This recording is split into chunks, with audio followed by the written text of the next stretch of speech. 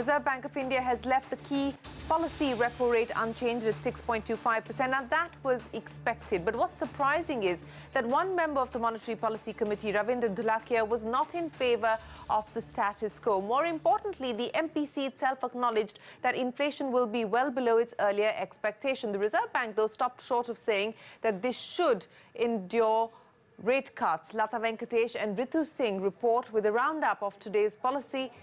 Take a look. RBI Governor Patel's hawkish tone certainly softened in this policy. Although the Monetary Policy Committee of the Reserve Bank decided to hold repo rates at 6.25%, the governor acknowledged that the inflation readings had surprised on the downside.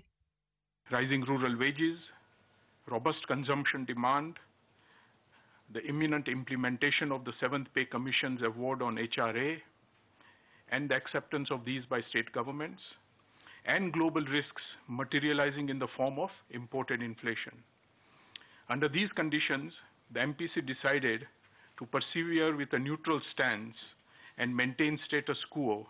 The RBI's inclination to soften rates was more apparent in the way it lowered its inflation forecast, from 4.5% earlier to 2 to 3.5% for the first half, and from 5% earlier to 3.5 to 4.5% for the second half.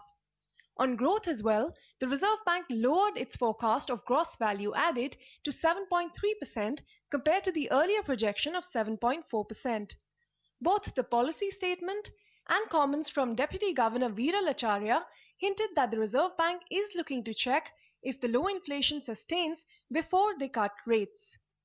I expect that we will remain adequately state contingent, and if data so warrant, then act for a broader accommodation through the interest rate policy. What will be the conditions that will bring forth accommodation?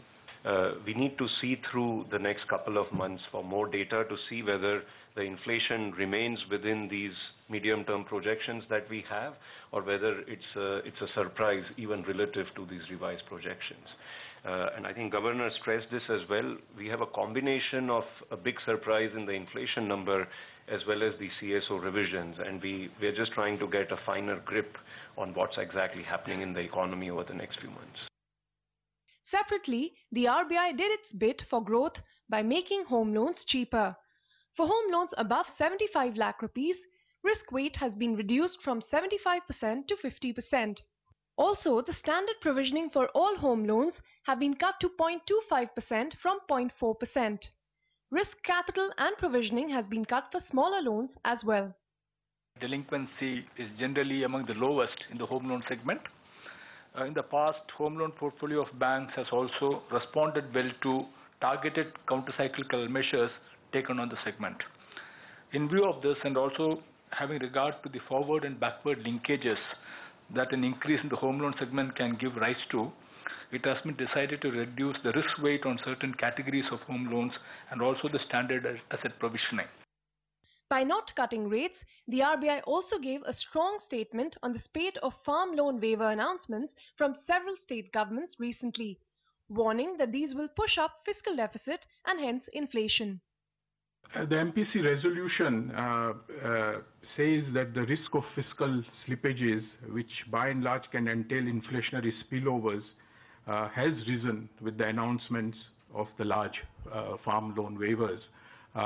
There is a risk that unless there is existing fiscal space in state government budgets or some space is found, the likelihood of going down this slippery path and dissipating the important gains that we have made in fiscal rectitude over the last 2-3 years can come about.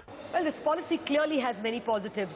One, it has shown that the Reserve Bank will not be wedded to its previous policy of neutrality and be open to changing its stance if the data so requires. It might even go ahead and give a cut. Very positive for banks and bond markets. The second positive is for housing finance companies because of the fact that housing loans will require lower provisioning and lower capital. And finally, the Reserve Bank has raised its voice against farm loan waivers, and that is an important comment which the political economy cannot ignore. There is also the positive that something on NPA resolution is coming very soon. From the Reserve Bank headquarters, Latha, Venkatesh.